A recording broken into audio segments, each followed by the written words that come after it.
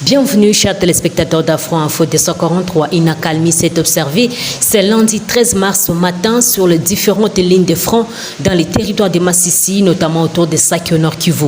Selon plusieurs sources locales, au lever du jour, les terroristes du M23 ont commencé à quitter certaines entités qu'ils avaient déjà occupées dans ces territoires. C'était diversement commenté dans la région. Dans la chefferie de Bachali, les terroristes du M23 ont quitté la localité de Mouesso vers 0h cette nuit, amenant avec eux et leurs malades qui étaient admis à l'hôpital de Mouesso ainsi que quelques membres de communautés civiles dévoués à leur cause. Ils seraient partis à Kichanga alors que d'autres éléments seraient positionnés à Mungozi, Busumba et Kirumba aux alentours de Mouesso, affirment ces sources. Elles ajoutent que ce matin, ce sont les Maïmaï et les Nyatura qui viennent encore d'investir Mouesso et quelques autres villages proches. Les combattants locaux ont tiré des coups de feu lors de leurs entrées dans ces positions abandonnées par les terroristes du M23.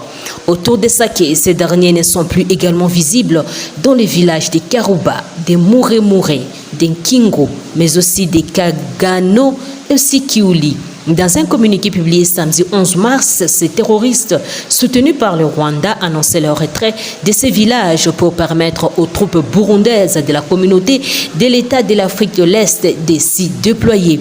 Des sources au sein des EACRF affirment que ce déploiement de Burundais n'est pas encore fait, mais c'est en cours de planification.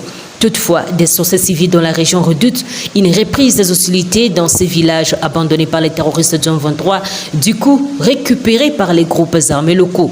Ces derniers ne sont aucunement liés par les cessez-le-feu impliquant les belligérants directs dans ces conflits. Un groupe d'autodéfense vient de prendre le contrôle de la cité de Mouesso. Et cette cité était jusqu'hier sous contrôle des terroristes du M23. Mais tôt ce matin, la population a constaté sa disparition et c'est ainsi que ces groupes s'est installé. Une panique règne dans la cité. Autre nouvelle, les leaders du groupe thématique mines et hydrocarbures au sein de la société civile du Nord Kivu, Alexis Muhima, parle de l'inquiétude de 19 organisations de son groupe au sujet d'une possible contamination de la chaîne d'approvisionnement des minerais de colta et cassitérite dans les territoires de Massissi. La crainte fait suite à l'occupation par les terroristes du M23 à l'axe Mouchaki-Karouba et l'axe Kichanga qui sont des principales voies d'évacuation de ces minerais dans la région. Les terroristes du M23 est en train d'occuper non seulement des voies d'évacuation des minerais, mais aussi des axes sur lesquels se trouvent beaucoup de sites miniers, s'inquiète Alexis Muhima. Autre chose, les journaux parus ce lundi 13 mars à Kinshasa commentent abondamment les séjours que les membres du Conseil de sécurité des Nations Unies ont achevé dimanche en République démocratique du Congo. Intervenant sur Radio France Internationale depuis Goma, un membre de la délégation parla des sanctions à infliger à tous ceux qui soutiennent les terroristes du M23, a affirmé que la négociation reste l'outil par excellence pour les Nations Unies, rapporte Congo Nouveau.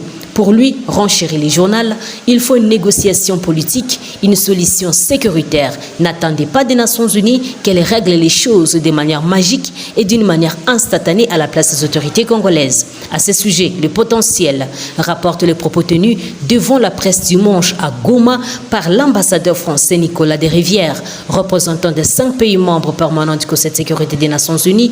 Il est important de penser à l'approche dialogue politique pour mettre fin à la crise sécuritaire au Nord Kivu avec la rébellion du M23.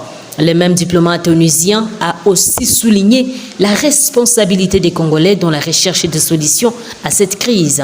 La mission de l'Organisation des Nations Unies pour la stabilisation de la République démocratique du Congo, MONUSCO, n'est pas une opération de guerre. Elle n'a pas mandat d'attaquer les groupes armés, mais plutôt de protéger les civils, d'où un accent sur le volet humanitaire.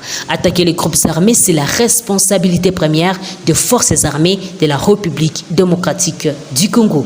Il est important de privilégier les dialogues politiques pour une sortie des crises. À travers les déclarations faites par ces diplomates à la fin de leur mission, note pour sa part la tempête des tropiques, il ne se dégage que la recommandation à venir risque d'être partagée entre les sanctions contre les commanditaires de l'insécurité à l'est de l'AR du Congo, tout comme des négociations impliquant les parties au conflit. Concernant les sanctions réclamées par des Congolais contre le Rwanda, renseigne l'avenir, les conseils de sécurité des Nations Unies n'excluent aucune éventualité. Autre nouvelle, 2 bastions des rebelles ougandais des ADF ont été détruits par les forces armées de la République démocratique du Congo dans les forêts d'Irumu, un territoire situé dans la province de l'Ituri. D'après le colonel Siron Simba, qui est l'administrateur du territoire d'Irumu, qui a confirmé cette information, ce sont les éléments du 3206 régiment d'infanterie Léopard qui ont détruit ces 2 bastions ensemble avec le partenaire ougandais des UPDF. Selon la même source, ces bastions servaient de cachettes à ces terroristes après les frappes des militaires de la coalition FARDC UPDF dans la partie Est. Ces terroristes ont renseigné énormément de pertes. La présence des éléments FARDC UPDF rassure plusieurs populations qui dorénavant vont rejoindre leur localité. L'objectif est de rétablir la paix dans la zone et plusieurs zones ont été déjà récupérées dans les territoires d'Irumu grâce aux opérations effectuées par la coalition de forces armées de la RDC mais aussi des UPDF. Terminons par cette nouvelle. 2 journées de deuil ont été décrétées ce dimanche 12 mars 2023 dans la chefferie de Bachou.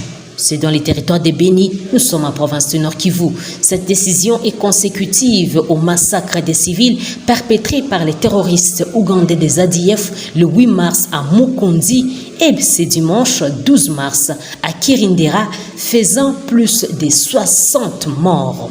Pour honorer la mémoire des illustres disparus, cette structure citoyenne consacre ces journées de deuil pour le lundi et le mardi sur toute l'étendue de la chefferie de Bachou.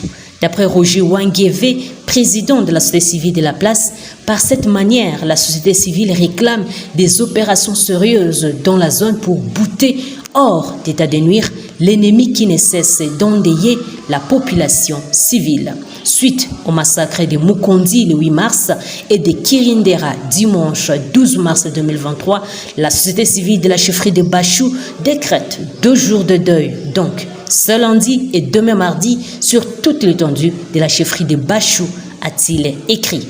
L'armée considère ces carnages comme une vengeance des terroristes face aux pertes qu'ils subissent dans la profondeur de Mwalika.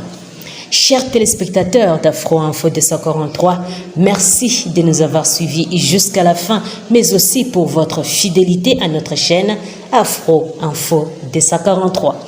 N'oubliez pas de vous abonner, liker, commenter, mais aussi partager. N'oubliez pas de nous laisser un commentaire, cela nous fait toujours chaud au cœur de nous lire.